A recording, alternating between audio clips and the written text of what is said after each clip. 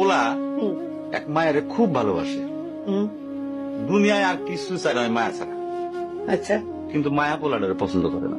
ওহো, অনেক চেষ্টার পর মায়া সে পোলাডারে কইল যে ঠিক আছে, হ্যাঁ, আমি তোমারে ভালোবাসতে পারি, হ্যাঁ, আমার একটা জিনিস এনে দিতে হবে। কি রে?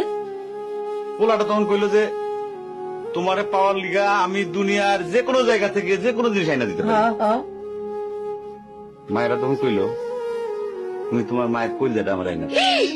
কি ক- কি ক- কি কি- কি- শুনোই না, কি গল্প শোনালি দিদু? পোলা তখন দৌড়াইতে দৌড়াইতে তার মায়ের কাছে গেল, হ্যাঁ, মারে যা কইল হ্যাঁ, মা আমি একটা মায়ের ভালোবাসছি, আমি তার ছাড়া বাঁচুনি, হ্যাঁ, কিন্তু ওই মায়া আমার একটা জিনিস নিয়ে যাইতে কইছে, সেটা হলো তোমার কলিজা। তুমি যদি তোমার কলিজাটা আমার দাও, ওই মায়াটা কলিজাটা পাইলে আমার ভালোবাসবে। মা তখন কইল তুই আমার একমাত্র বুকের ধন, তোর সুখের জন্য আমি সবকিছু করতে পারবো। পরে মা বুকটা ফাইরা কলিজাটা বাইর করে পোলার হাতে দিল। আরে মা, পোলাটা কলিজাটা হাতে পাইয়া যে কি খুশি, মা দৌড়াইতেছে দৌড়াইতেছে দৌড়াইতেছে দৌড়াইতে দৌড়াইতে হঠাৎ রাস্তার মধ্যে উষ্টা খাইয়া পড়ে গেছে।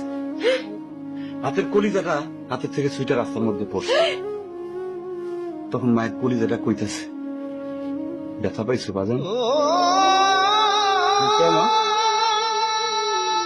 কোন মায়া যদি এইরকম কয়, সেই মায়ের আমি, আমার মনে হয় জগতের সব মায়ে একরকম, মা আমি পারো না, মা আমি তোমার ছাড়া আমি থাকতে পারবো না, মা।